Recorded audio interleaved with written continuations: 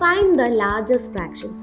ഇങ്ങനത്തെ ക്വസ്റ്റ്യൻസ് ഒരുപാട് നമ്മൾ കണ്ടിട്ടുണ്ട് അല്ലേ? അല്ലെങ്കിൽ സ്മോളസ്റ്റ് ഫ്രാക്ഷൻ കണ്ടുപിടിക്കുക എന്നൊക്കെ ഉള്ള കുറേ ക്വസ്റ്റ്യൻസ്. സ്ക്രീനിൽ കുറച്ച് ഫ്രാക്ഷൻസ് തന്നിട്ടുണ്ട്. ഇതിൽ ഏതാണ് ലാർജസ്റ്റ് ഫ്രാക്ഷൻ എന്ന് കണ്ടുപിടിക്കാമോ? നിങ്ങൾക്കറിയാം ഇത് എന്താണ്, LCM ഒക്കെ എടുത്ത് ഡിനോമിനേറ്റർ സെയിം ആക്കണം അല്ലേ? അങ്ങനെയൊന്നും ഇല്ലാതെ വേറൊരു മെത്തേഡ് പറഞ്ഞു തരട്ടെ, ശ്രദ്ധിച്ച് കേൾക്കണേ.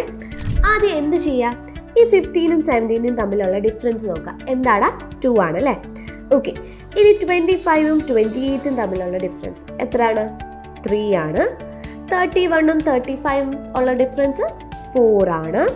ആൻഡ് 10 and 11 തമ്മിലുള്ള ഡിഫറൻസ് 1 ആണ്. ഓക്കെ അല്ലേ?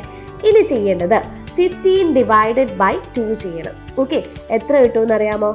7.5 ചെയ്ത് നോക്കിയാൽ മതിയേ. ഇനി 25 ഡിവൈഡഡ് ബൈ 3 ചെയ്ത് നോക്കണം. എത്ര കിട്ടും?